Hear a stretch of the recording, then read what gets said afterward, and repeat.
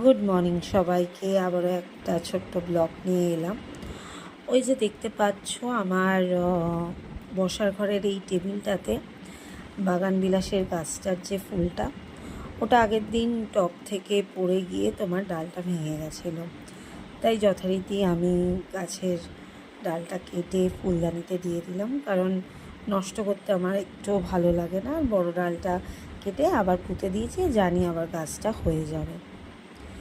অনেক দিন পরেই একটা ছোট ব্লগ নিয়ে এসেছি, কারণ অনেক দিন তোমাদেরকে কোনো ভিডিও শেয়ার করিনি। তো যথারীতি সকালে আমার যোগা ক্লাস করার পর ছেলেকে স্কুলে পাঠিয়ে দিয়ে ঘর পরিষ্কার করে আমার ঘরের কাজের লোক যে আছে সে সন্ধ্যা দিই, উনি ঘর মুছে যাওয়ার পরই আমি ধূপটা দিই, মোমবাতি জ্বালাই। কারণ রোজকারের মতনই আমি এই কাজটাই করি, সেটাই করলাম।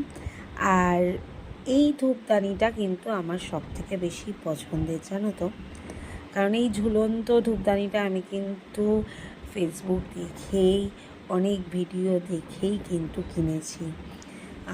কারণ ভিডিওতে দেখেছি, আর মিশোতে সত্যি বলবো, মিশোতে থেকে তোমরা যদি কোনো রিজনেবল প্রাইসে নিতে চাও, সত্যি এই ঘর সাজানোর জিনিসগুলো সত্যি খুবই ভালো। আর আমার এই ফুল রাখার যে পাত্রটা আছে, এটাও নষ্ট হয়ে এসছে, মাঝে মাঝে রং করে দিই। আর এখন যেহেতু গাছে আমার বাগান বিলাস গাছের ফুল, নয়নতারা গাছের ফুল, এগুলো দিয়েই ভগবানকে দিই। তো নিজের গাছের ফুল দিয়ে ঘর সাজাতেই সত্যিই ভালো লাগে। আর দেখো, সেই মিশো থেকে আনা এই ধূপদানিটারই আবার একটু ভিডিও দিয়ে দিলাম।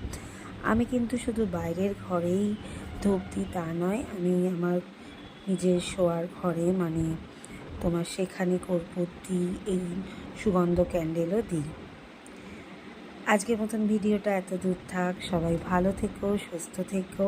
আরেকটা জিনিসও তোমাদেরকে শোনাই। আমার বাগানে আমার ব্যালকনিতে যে শেলগুলো আছে, হাওয়া দিলে কি সুন্দর একটা তোমার আওয়াজ হয়।